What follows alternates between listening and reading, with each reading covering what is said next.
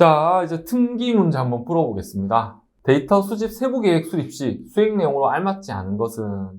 첫 번째, 수집할 데이터가 내부 혹은 외부에 있느냐에 따라 소유 기관과의 협의를 진행한다. 네, 맞죠? 그죠? 협의를 진행을 해야 되죠. 자, 두 번째, 데이터 수집 및 처리에 들어가는 구축 비용이 많이 들어갈 경우를 식별하고 수집 난이도를 계산한다.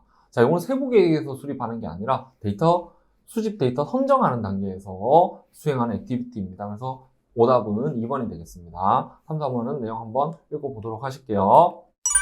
자, 다음 지금 그림에서 주어지고 있는 데이터의 유형으로 올바른 것은? 자, 이 그림은 제이슨 파일의 속성과 값을 의미하는 형태의 표현이에요. 그러면은 제이슨 파일은 정형, 반정형, 비정형 데이터 중에 어떤 유형이라고 했습니까? 네, 맞습니다. 반정형 데이터를 이야기를 합니다. 그래서 지금 보고 있는 것이 이제 메타데이터 형태의 구조인 거고 각가지 정의를 해놓은 상태입니다. 그래서 이것을 우리는 반정형 데이터라고 표현할 수가 있습니다. 정답은 3번입니다. 자, 특기 문제 풀어보겠습니다. 자, ETL의 기능으로 적절하지 않은 것은? 잠깐만, ETL 뭐 말씀 많이 드렸잖아요. 자, ETL은 어디서 사용을 한다고요? 전통적 분석 환경인 데이터 웨어하우스 뿐만 아니라 데이터 레이크라고 하는 시스템에서도 ELT와 같이 활용을 할 수 있다고 했어요. 그럼 ETL은 구조를 일관성 있게 맞추는 작업을 해요. 그럼 구조를 맞추는 작업이 아닌 것을, 일관성 있게 맞추는 작업이 아닌 것을 선택을 하시면 될 것 같습니다. 자, 데이터 크기의 확대. 크기를 굳이 확대할 필요가 있을까요? 네. 바로 딱 답이 보이네요. 정답은 1번입니다. 두 번째, 세 번째 내용도, 네 번째 내용도 한번 읽어볼게요. 두 번째는 도메인 검증. 그쵸. 저장하고자 하는 필드의 속성에 맞춰가지고 그 필드가 저장되어질 때 동일한 형태를 유지를 해야 되겠죠? 맞습니다. 데이터 키 값의 재구성. 맞아요. 그래서 A라는 시스템과 B 시스템 키 값이 다를 수 있어요. 그럼 공통성 키가 주요 식별자, 구분자가 되는 형태로 일관성 있게 맞춰주는 작업을 할 수가 있을 것 같습니다. 세 번째는 불필요한 데이터 삭제 및 중복 데이터 삭제. 그렇죠? 우리가 목적성에 의해서 데이터를 정제를 했는데 아주 예를 들어서 20, 30년 전의 데이터, 물론 의미는 있을 수는 있어요. 의미는 있을 수도 있지만 당장의 판매 데이터 실적을 향상시키고 싶어 라고 했는데 20, 30년 전의 판매 방식을 분석한 데이터가 의미가 있냐? 불필요하다. 삭제. 뿐만 아니라 이런 데이터들이 여러 번 쌓여 있어요. 중복 데이터는 삭제해서 하는 역할도 ETL에서 수행할 수 있는 역할입니다. 자, 특기 문제. 데이터는 개인정보 식별 측면에서 식별자와 준식별자로 구분된다. 다음 중 성격이 다른 것은? 이라고 되어 있어요. 자, 지문, 결혼 여부, 혈액형, 허리둘레가 있어요. 자, 이 중에서 준식별자는 뭐냐? 그리고 민감 정보는 뭐냐? 혹은 식별자는 뭐냐? 이렇게 구분하시면 될 것 같아요. 첫 번째 지문입니다. 지문은 어때요? 나의 고유한 정보죠. 그래서 얘는 식별자 정보예요.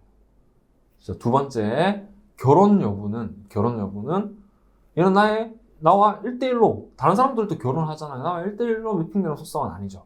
그럼 얘는 준식별자 정보입니다. 혈액형도 마찬가지죠. 혈액형도 A형, B형, AB형, O형 네 가지의 혈액형이 있잖아요. 여러 사람이 즉 1대1로 구분할 수 있는 속성은 아니에요. 허리둘레도 마찬가지입니다. 허리둘레도 30인치, 40인치 다양한 허리 인치를 가지고 있어요. 개인을 식별할 수 있는 정보는 지문입니다. 그래서 지문만 식별자고 나머지는 준식별자로 구분이 되기 때문에 성격이 다른 하나는 지문이 되겠습니다. 문제 풀어보겠습니다. 데이터 품질 관리의 중요성으로 가장 적절하지 않은 것은? 1번 데이터 분석 결과의 신뢰성 확보, 두 번째 데이터 활용도 향상, 세 번째 일원화된 프로세스, 네 번째 최신 데이터 확보.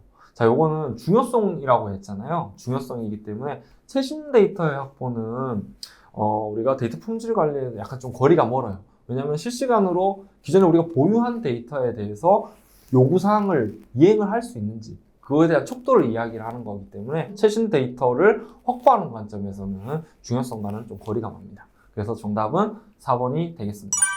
자, 그러면 데이터 웨어하우스에 대한 설명으로 가장 알맞지 않은 것, 즉 적절하지 않은 것은 무엇이냐? 자, 보기를 읽어보도록 하겠습니다.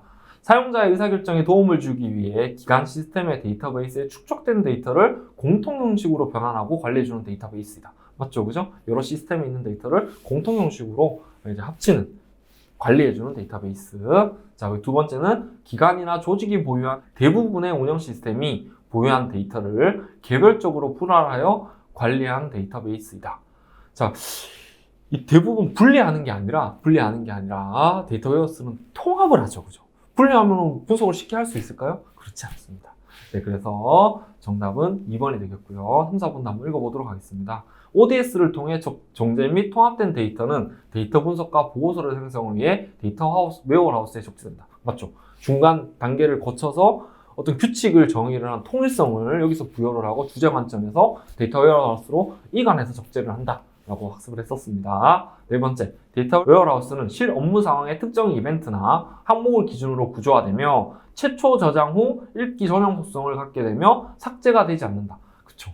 데이터 웨어하우스는 주제 중심적이라고 했었잖아요. 그리고 통합 구조라는 특성을 가지고 있었어요. 그리고 영속성이라는 특징을 가지고 있었습니다. 그 특징을 이렇게 풀어서 정리를 했습니다. 그래서 정답은 2번이 되겠습니다. 특기 문제 풀어보도록 하겠습니다. 다음 중 분산 파일 시스템에 대한 설명 중 가장 적절하지 않은 것은? 자, 첫 번째 보기 보도록 하겠습니다. 빅데이터의 규모 및 크기로 인해 확장 가능한 분산 파일 형태로 저장 관리하는 분산 파일 시스템이 필요하다. 그쵸? 대형 규모 처리를 하기 위해서는 분산 파일 시스템이 어느 정도는 필수일 것 같아요. 두 번째, 하둡은 분산 컴퓨팅 환경을 지원하는 가장 대표적인 벡터라고 표현을 했어요. 그죠? 분산 컴퓨팅 환경에서 처리할 수 있게 해주는 아키텍처를 이야기를 하고 있습니다. 세 번째는 하둡은 간단한 프로그래밍 모델을 이용해서 분산된 다수의 컴퓨터 클러스터의 대규모 데이터셋을 처리할 수 있게 한다. 그쵸? 여기서 간단한 프로그래밍 모델이라고 한 거는 이제 맵리듀스를 이야기하는 거예요. 그래서 맵리듀스와 HDFS는 서로 이제 분산 병렬 처리와 그리고 분산 저장, 데이터에 대한 처리를 할 수 있는 그런 코어 프로젝트다라고 했었었죠. 자, 네 번째는 2대 이상의 컴퓨터를 이용해 작업에 대한 처리를 수행하며, 오케이, 이거 맞습니다. 분배 후에는 재조합 없이 결과를 출력한다. 분산된 결과는 재조합이 반드시 필요합니다. 왜냐하면 여러 군데서 처리를 하기 때문에 동일한 결과는 제거를 한다거나 혹은 빠진 결과는 다시 넣는 작업을 해야 될 거예요. 그래서 재조합이 반드시 발생을 합니다. 그래서 정답은 4번이 가장 적절하지 않는 답이 되겠습니다.